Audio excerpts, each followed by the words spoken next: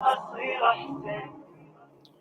9:14 a.m., we continue with the second half of News and Views this morning, and still a fair amount to unpack this morning on the show. Next up, we've got Donovan Williams, international relations expert. We're talking about the concern surrounding the military deals between India, and we know Narendra Modi is in France on a 2-day visit. And also approving plans with regard to French jets and submarines, and at the same time, a guest of honor at Bastille Day at the invitation of the French President Emmanuel Macron. Donovan will unpack that. And towards the end of the show, we've got two tributes that we are playing out this morning. A special tribute to the late Marhum Maulana Najib Rahimahullah.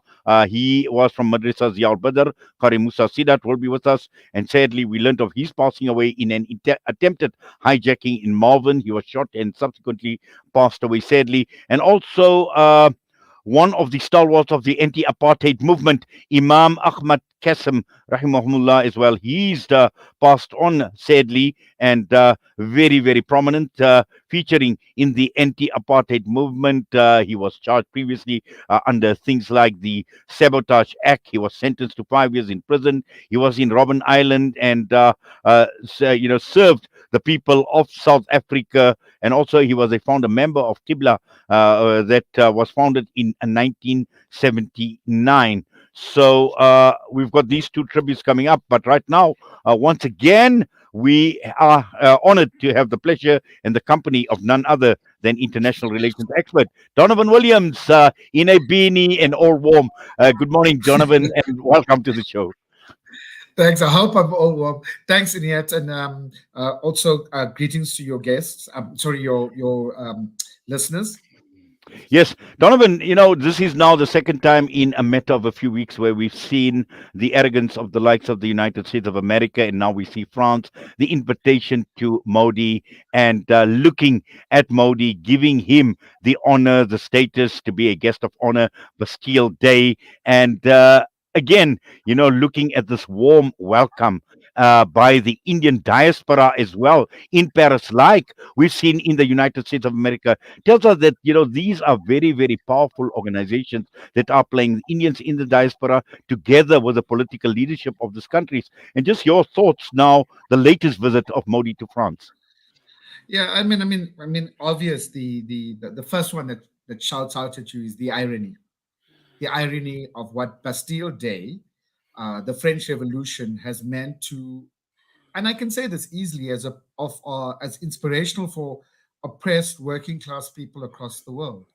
You had a lot of history is covered up. You don't see it, you don't learn about it and see it, like maybe the Haiti Revolution, etc. But the French Revolution, we learn about it in school, and I know that it inspired me to fight for equality, fraternity, and things like that.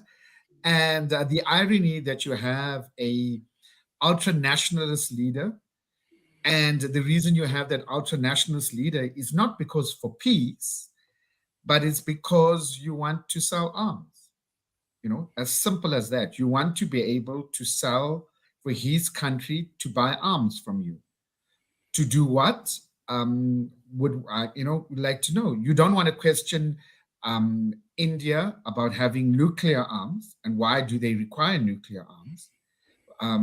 Why did they move away from being a nuclear free country to one with nuclear arms? So there's a lot of incredulous irony, but sad irony. And what we take from this, Iniat, and what we take is one, is that the global military industrial complex, is that seems to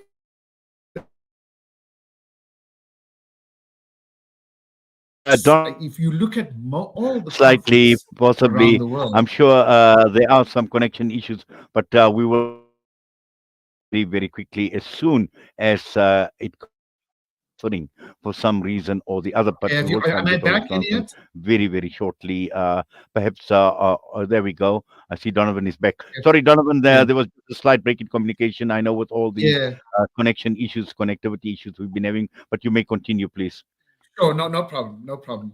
I hope that I wasn't boring the listeners too much. But at the base of this is the military industrial complex. it seems to be a key part, a much more key part than I think we are taking into account on conflicts and wars, insecurity, but the economic system. The economic system seems to push and to accelerate and to gravitate towards each other based on the military-industrial complex. It also gives an explanation why our government, most probably strategically, had decided to buy arms very quickly after we had become a democracy. It explains that this was more a strategic decision for our economy and to play up to the powers that be. And this is becoming clearer and clearer. But more importantly, and this is for particularly for the listeners and so forth, we must understand how dangerous nationalism is. How when you put it on an ultra level and when it becomes religious nationalism, it becomes very, very important, because I think we must have the same view, quite honestly. If a religious republic leader, like say the Iranian leader, is invited by France, I think we must have the same view. We must be principled about these things, because the diaspora, the Indian diaspora, uh, is is trying to supplant their Indian nationalism through somebody like Modi. And this is why they get all excited, even in our country, about Modi, about anything India does, etc.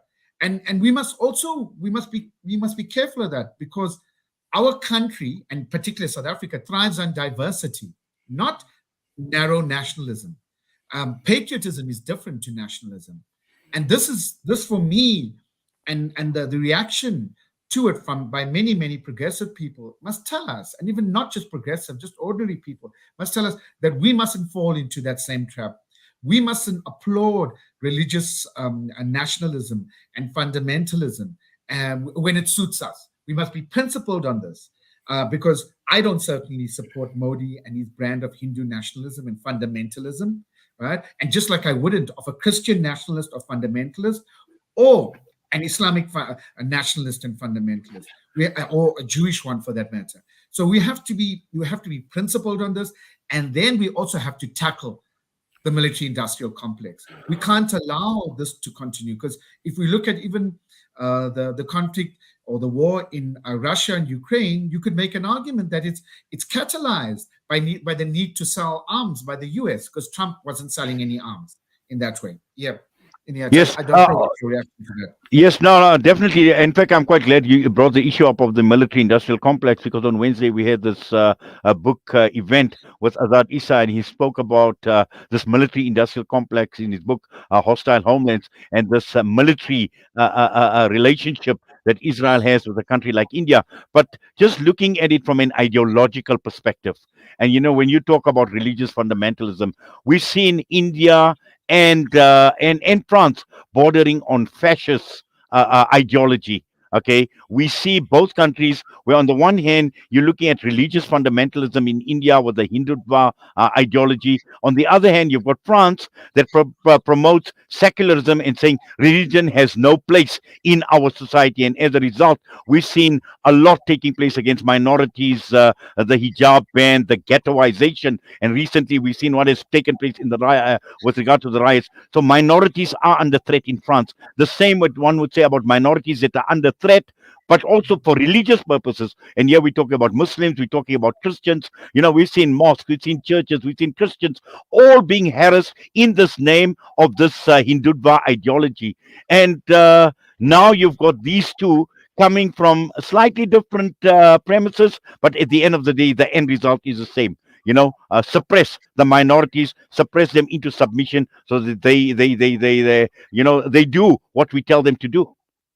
Yeah. No. On the mark, we have to be principled on this. We have to make certain that wherever any minority or any group, at times you can even have majority groups suppressed. I mean, in all fairness, that where any group is oppressed and deliberately oppressed, we must make our voices known, and it mustn't be that we are quieter when that grouping looks like us. So the Indian diaspora in South Africa has to be clear on Modi and his brand. It has to be clear as daylight. Just like they have to be clear on Western suppression, where it is not just France. France has its own peculiar history because in the manner that where they supposedly exited, sorry, they colonies and never really did, compared to say some place like Canada or the UK, which have a much more sophisticated way of oppression of particular groups. So we must be principled on this, and this is what I will continue to say. We must be principled on this. So we tackle Saudi Arabia, for that matter, in their brand and what they are doing within their country to people who are not of Islamic faith. All those things, and that's not what about you. All those things we must be principled on. We cannot only make our voices known when those that grouping being oppressed looks like us, or prays like us, or sounds like us. We need to be principled on this because this world is ours, and it's quite important. So Modi must be rejected first and foremost by the Indian diaspora. That's so important. And by Indian diaspora, I'm not just meaning those of Hindu faith, but of all faiths, because you do have that all here. And we're going to have a time. Yes, he's visited the country. We're going to have BRICS coming through later on. All the focus has been on Putin. Where has the focus been on Modi? We must reject Modi when he comes to our country. It's important. It's not about ICC court and all of those things. It's not about that, but it's about the public rejection. And our point to the largest global resistance, popular resistance to a system that was regarded as dictatorial and racist was the rejection of the apartheid state. And that was the largest. It was north, south, east, and west across the globe. And it wasn't governments that did that, but people in their countries. So it didn't rely on courts. It didn't rely on governments. It forced their governments by being open about who they support and who they don't support. And they rejected the apartheid state. We must do this similarly in South Africa in terms of Modi when he comes. That it's not about ICC or anything, because that becomes a sideshow. It's about people being clear that we do not reject India, but we reject the Hindu fundamentalism that Modi stands for and the Indian government by having him as their leader. Yes. Now, also, Donovan, we've seen what had happened with Modi in America, being given the opportunity to address the Congress, the both houses, and once again, the honor that is conferred. And just your thoughts, looking at these countries and, why are they honoring? Why is Modi being treated like the way he is? Because Modi and India is regarded as a strategic ally in terms of China. It's as simple as that in here. China scares the US's economic hegemonic power, or the Western hegemony. And China, because China's not looking to control any economy or any country socially or culturally. China just wants to be accepted by the world to be Chinese. I mean, this is clear from China how it operates. The bug, you'll be told all the time that no, China wants to control you, China wants to do this. And so India, which has become outwardly, openly, not just competitive with China, but anti-China, is exploiting the fear of the West, and the West is playing to that and exploiting India's ambitions and Modi's ambitions to play to his ego, get him address Congress, be the best guest of honor at Bastille Day, because they need to stop the spread of the Chinese economy. That's what it is. That's why Modi gets this. He gets this attention, be it in the UN, be it in any global body, be it in any Western power, because it's regarded as a bulwark against China. And India's economic competition, if you follow Indian media, you realize most of it is against the Chinese. Yes, Donovan, very, very interesting observations. And I'm sure, you and I can unpack a lot more, but unfortunately, time is of the essence. But I'm sure Thank you. as we head towards BRICS, possibly you and I, and possibly another panel, will be having a more detailed discussion as we get closer to this BRICS summit. But for now, we thank you. We do appreciate you taking time out. As always, Donovan, please take care. Please be safe. Thank you, and please be warm, all your listeners as well. Besides you being snug in the studio.